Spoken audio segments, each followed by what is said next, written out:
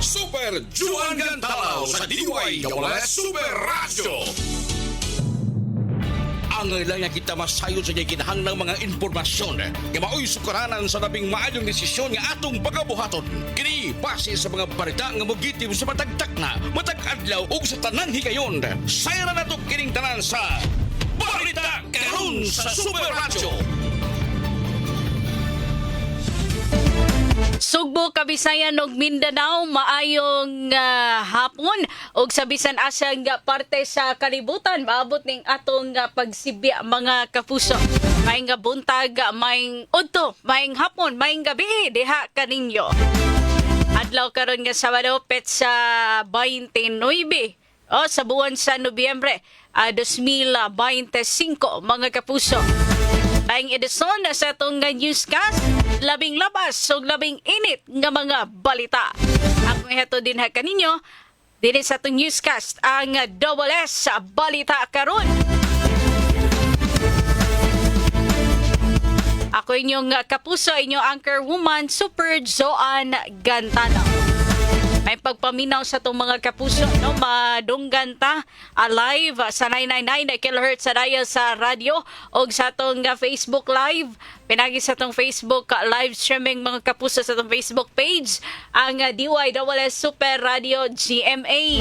Malig sa pag-like, comment, and share sa ato ang Facebook Live, mga kapuso.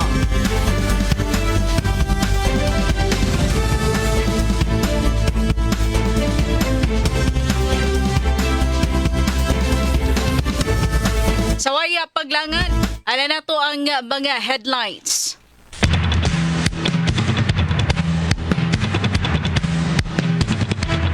Duha ka mga batanong lalaki diin ang usa minor de edad nadakpan sa hot pursuit operation sa kapulisan uman nanulis og duha ka tindahan sa lungsod sa San Fernando.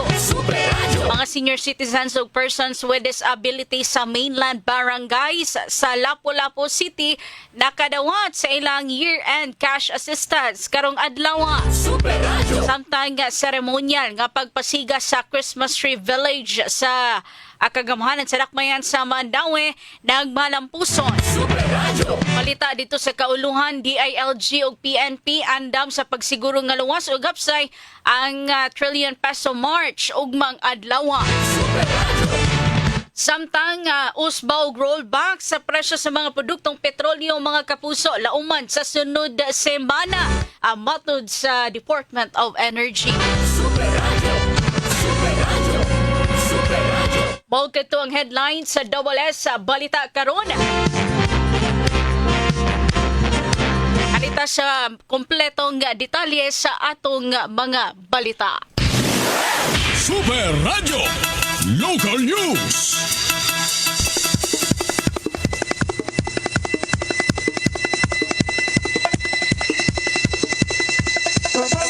Sa balita sa lokal, nadakpan sa hot pursuit operation sa San Fernando Municipal Police Station ang duha ka mga batanon diin ang usa kay minor de edad kay nanulis matud pa og duha ka tindahan sa maong lungsod kagabi. Ang mga suspetsado mao sila si alias John, 24 anyos, walay trabaho, ug ang 16 anyos nga lalaki, ang duha pulos taga Barangay Bulacau, syudad sa Sugbo. Sa impormasyon sa San Fernando Municipal Police Station, alas 11 kagabi mga kapuso, ang duha ka mga suspect nga nagsulub og bonnet, hoodies ug mask niabot sa usa ka tindahan sa Barangay Sangat, San Fernando. Diyang naa na sila sa tindahan, gitiuna nila og armas ang mga empleyado nga nag-duty atong higayuna ug nideklarar og tulis. Gisakiyo sa mga sospetsado ang halin sa tindahan nga 6,000 pesos, apil ang bag sa usa ka empleyado nga dunay personal staff nga nagkantidad og 3,000 pesos. Human mahimo ang krimen, daling nisibat ang mga suspitsado paingon sa direksyon sa Cebu City sakay sa ilang getaway vehicle nga color black o white nga motorsiklo. Ang mga biktima daling nanawag sa San Fernando Municipal Police Station ug nangayo og tabang og giaksyonan dayon kini sa kapulisan ug niadto sa lugar. Apan mga alas 11:15 sa gabi samtang nagpadung sa mga nangayo og tabang, doon na sila naagian nga komosyon sa usasab o laing nga tindahan tindahan mga kapuso di sa barangay Balud, San Fernando. Dito ang tag-iya sa tindahan og biktima nga 46 anyos nga lalaki taga barangay Balud, San Fernando ni pahibaw sa kapulisan sa duha ka unidentified motorcycle riding in tandem nga matud pa ni suway og tuli samtang naasulod sa iyang tindahan. Apan wa na hinayon ang pagpanulis sa mga suspitsado kay nakabantay nga dunay patrol car nga nagpadung maong naratol ni gawas og nisakay og balik sa ilahang motorsiklo ug nisibat padung Cebu City. Dihang nakahatag ang 46 anyos nga lalaki og description sa mga suspect, gisundan sa kapulisan ang mga suspitsado. Samtang gigukod sa kapulisan ang mga suspitsado, nisulod sila og sudunon nga lugar sa barangay Balud aron makaikyas. Apan na corner sa kapulisan ang mga suspitsado, hinungdan nga nadakpan. Gikapkapan ang mga suspect ug nakuhaan sila og sabu og duha ka kalibre 38 nga revolver nga dunay mga buhing bala ug dito sab nahibaw-an nga ang mga suspitsado mga suspect sa pagpanulis sa unang tindahan. Narekobre sa kapulisan ang motorsiklo nga gigamit sa mga suspect apil ang kwarta nga 4,000 pesos nga halin sa unang tindahan nga gituli. Yandam na ang mga kaso nga ipasaka batok sa duha ka mga suspitsado. Super Radio.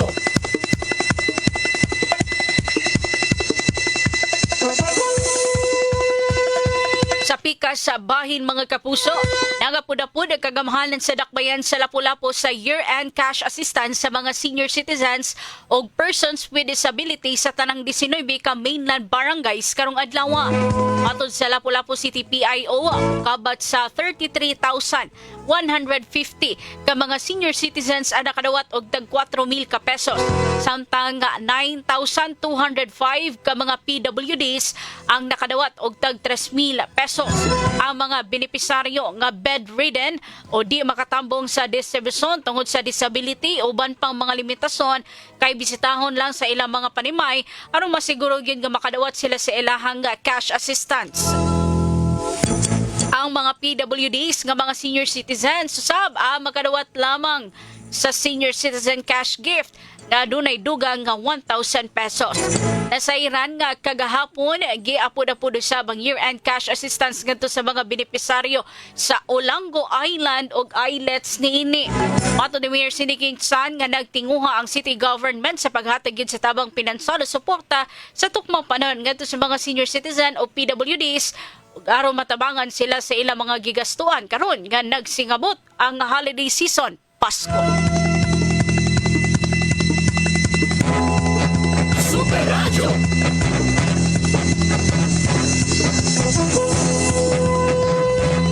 Sa pikas sa bahin, nagmalampuson ang gipahigayon sa kagamahanan sa dakbayan sa Mandawi nga seremonyal nga pagpasiga sa Christmas Tree Village kagabi. Ang paghatag og bililhon nga mensahe sa bayanihan ug pakigbisog sa matag Mandawihanon bisan pa man sa niagi mga kalamidad may nahimong simbolo sa pagbukas sa mabulukon nga Christmas Tree Village. Sa mensahe ni Mayor Junki Wano nga ito si katawhan iyang gitumbok ang panagiusa og kaisog sa mga Mandawihanon nga moatubang sa hagit sa katalagman nga niigo sa dakbayan. Gawas sa ceremonial lighting sa Christmas Tree Village, natag usab og kalingawan sa mga Mandawihanon ang fireworks display ug musical performances sa local artists. Uban ni Mayor Junki nga nagpahigayon sa ceremonial lighting si Mandawi City Lone District Congresswoman Emery Lollipop Puhano Dizon. Board Member Olin Seno ug mga konsehales ug liga ng mga barangay president Dante Borbajo kauban ang 27 ka mga kapitan sa naglayang barangay sa syudad.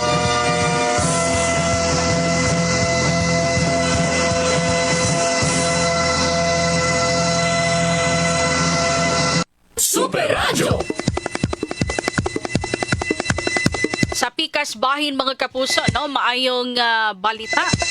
Ang Mactan Cebu International Airport gipasidunggan isip Asia's Airport of the Year 2025. Ang Super Radio Super Balita atong kaninyo sa Centrum Silver Advance. May nutrients adjusted for age 50 plus. Tulong para malakas ang resistensya, healthy heart and sharp memory. The #1 multivitamin for age 50 plus. Super Norman Mendoza, pasok. Gipasinunggan isip Asia sa Airport of the Year 2025 ang Mactan Cebu International Airport. Gihimo ang mao nga pasilungog sa Travel Daily Media dito sa Singapore. Nianing Nobyembre 25 niining tuiga. Mato pa ni Julius Neri ang General Manager sa Mactan Cebu International Airport kinigumikan usab sa mga kabag-uhan nga ilang gipatuman sama sa Cebu Connect nga diin na mapamubo ang mga proseso sa pagbalin-balin sa mga pasahero diya sa domestic ingon man sa international. Mato pa niyang daghan usab ang ganahan sa mga o aduna pa mga sobrang oras aron malingaw ang mga pasahero sa mga naggadayang tindahan, restaurant o mga souvenir shops o mga serbisyo nga gitanyag diya sa maong tugpahanan. Mato pa nga ang MCIAA adunay 25 ka mga airline partners nga nakigahiusan nakigtinibangay sa maong airport. Kini Super Norman Mendoza sa GMA Super Radio DYWS dapat totoo. Ang Super Radio Super Balita atod kaninyo sa Centrum Silver Advance. May nutrients adjusted for age 50 plus. Tulong para malakas ang resistensya, healthy heart and sharp memory. The number 1 multivitamin for age 50 plus. Super Radio. Daghang salamat sa imuhang report, Super Norman Mendoza. Ay, Super Radio. Super Radio. mga kapuso, magkatuto mga balita sa lokal at ang isa tong pagbalik ang mga detalye sa tong balita sa kauluhan. Atong Paspas, labas ng mga balita karon. Super Radio. Super Radio National News.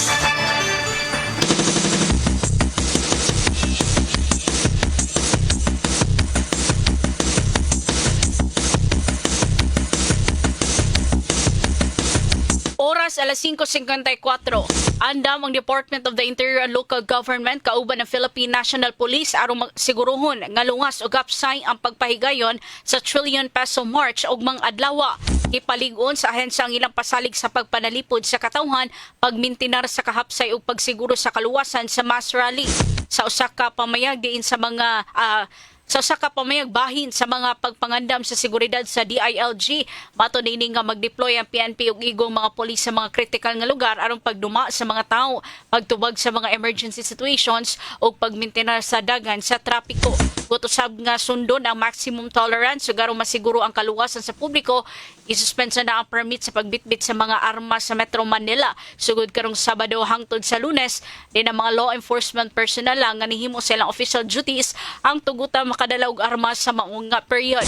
Inisubay usab sa direktima ni Presidente Ferdinand Marcos Jr. aron masiguro ang kaluwasan sa publiko samtang gipatuman ang constitutional rights sa mga Pilipino sa pagpahigayon ug malinaw na nga panagtapok. Super Radio.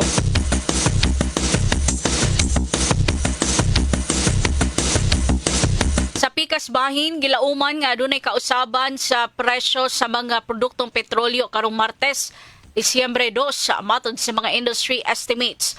Posibleng musaka ngadto sa 30 centavos a kada litro ang presyo sa gasolina, samtang dunay rollback usab sa diesel nga 2 pesos ug 80 centavos ngadto sa 3 pesos kada litro. Mas dako usab ang gilaumang rollback sa kerosene nga gimanabanag naa sa 3 pesos ug 10 centavos ngadto sa 3 pesos o 40 centavos. Ang maong kausaban kay tungod sa paglihok sa presyo sa lana sa world market o foreign exchange rates. Matod sa mga kumpanya sa lana, ang final price update kay ibagawas sa Lunes, Disyembre 1 sa dili pa ipatuman sa Disyembre 2. Super Radio.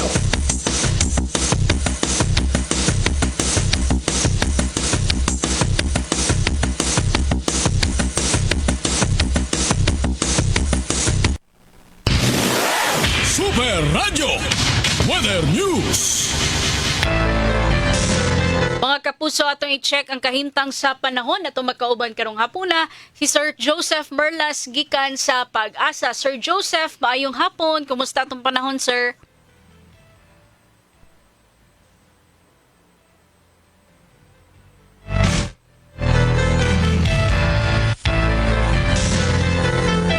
Atong balikan si Sir Joseph, mga kapuso.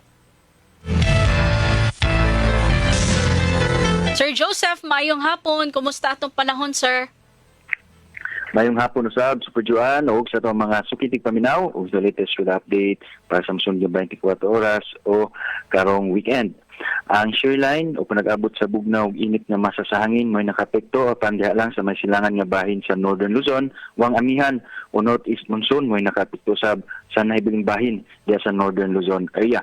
O palintan nag-monitor gihapon aning severe tropical storm Koto manikaning bagyong si Verbena na nahimutang diha sa gawas sa tuang PR around 360 kilometers amin ang kasadpan nga bahin sa Pag-asa Island diha sa Palawan. Dihang trough o hinungaw may nakaapekto diha sa some areas diha sa Palawan area. O sud sa 24 oras nun kay wala pud tay nakita nga laing dotong nga panahon o LTM o bagyo nga posibleng makapekto sa atong nasod mao ang tibuok Kabisayaan at na probinsya sa Sugbo in the next 3 days padayong makas natin in generally fair weather condition na kasarangan og init nga tempo sa panahon awog nagatay mga tsansa ni mga patak-patak ug mga lumalabay na mga pagulan sagad man sa natin ining hapon o gabi tungod ni sa localized thunderstorms mong tungod ng init nga tempo sa panahon di na kalitan magdatag payong panangga aning direktang init sa adlaw inuman kaning kalit na mga pagbundak sa ulan. Samtang sa tong hangin ug kadagatan ang tibuok Bisaya sa dunay hinay nga sa kasarangan nga hangin nga gikan sa amin ang silangan ngadto na sa silangan ug atong kadagatan dunay malinawon ngadto sa kasarangan nga mga pagbalod. Sa Cebu atong dagat motaob ni sa alas 6:54 karong gabi manay gilawmon nga 0.9 meters ug muhunas sa alas 11:25 unyang gabi nga nagimabon nga 0.7 meters.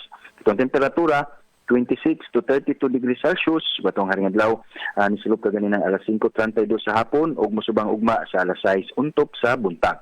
Ug matong latest nga diri subuatan sa Pag-asa Mactan, Visayas do Este, Joseph Merlas, maayong gabi. Dahil salamat Sir Joseph sa imong paghatag og update sa kahimtang sa panahon gikan sa Pag-asa. Mga kapuso, ang lakad sa panahon may nagpupos sa itong newscast karong hapon na apan sa di patahingpit nga manamilit ato sa balikan ang atong mga headlines.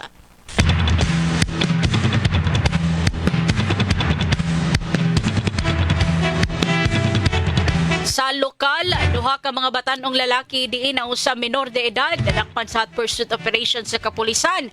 Umananulis og duha ka tindahan sa lungsod sa San Fernando.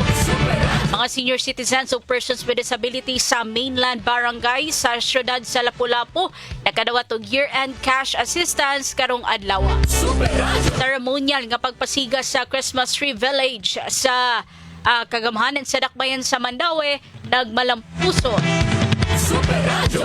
Balita dito sa kauluhan mga kapuso, DILG ug PNP andam sa pagsiguro nga luwas ug hapsay ang trillion peso March ugmang adlaw.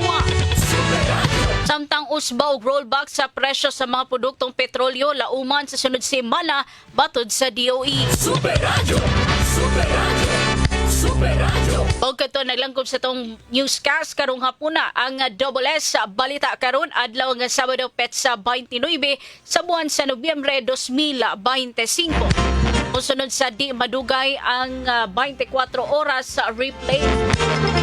Nagasalamat sa mga naminaw sa 999 kHz sa dial sa radyo o sa itong Facebook live streaming pinaagi sa ato ang Facebook page, ang DYSS Super Radio GMA.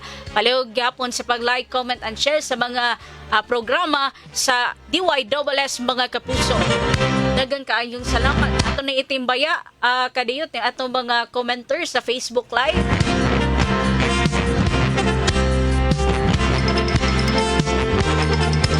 Good evening, Super Joan. Gikan ni Ma'am Leanne Kutamora Matilo. Nagtanaw sa Facebook Live si Sir Romulo Honoride. Maayong gabi, Super Joan, watching and listening from Basak, Lapu-Lapu City. Gikan ni Sir Jesus Celestial Cañete. Maayong gabi, Super Joan. Gikan ni Sir Augusto Monasterio Marfito. Good evening, Super Joan. Always watching and listening from Sitio Kamansi, kinasangad sa Cebu City. Gikan ni Sir Eugenio Boy Tagsip. Uy, naway nangutana diri mga kapuso. Ma'am Joan, nangumusta akong anak? Wa pa ba kuno kanawin niyo? Wa pa gyud taon, sir. Tawa po si Super Julius diri. Wala pa taon, single pa taon, sir. Pohon-pohon, maayong lawas, maabot rataan na, diba?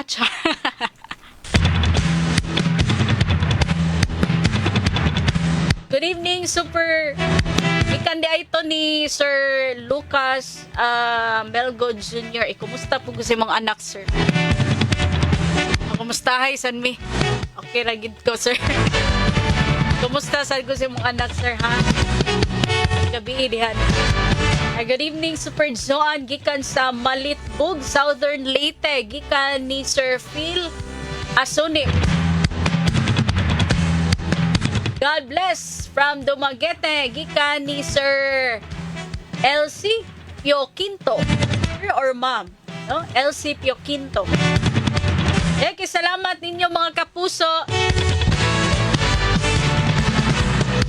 sa kanunay nga pagsuporta sa ako ang programa. No, matag Sabado nga tanan alas 5:30 hangtod alas 6 sa kagabion mga kapuso. Sa sunod na punta mga kapuso, ha? At ang gihapon ninyo ako ang programa. News. Ako nakauban ang atong mga Super Radio reporters, Super Norman Mendoza, reporter ni mga kapuso no kay si Super Norman Mendoza atong kauban karon nga reporter. Atong kauban sa Masters Control si Engineer Julius Malinaw, sa transmitter side si Sir Danny Albano. News Director Super Fats Anthony Inso, Program Director Super Alzin Abakita, Station Manager Super Kit Matos Cortez. Ako si Joan Gantalaw, magaingon kaninyo daghang salamat sa pagpaminaw ug maayong gabi kanatong tanan. Dapat totoo. Komprehensibong asoy sa mga balita ug kalambuan sa mga balita. Hingpit hatod na mo kaninyo pinagis tunubanon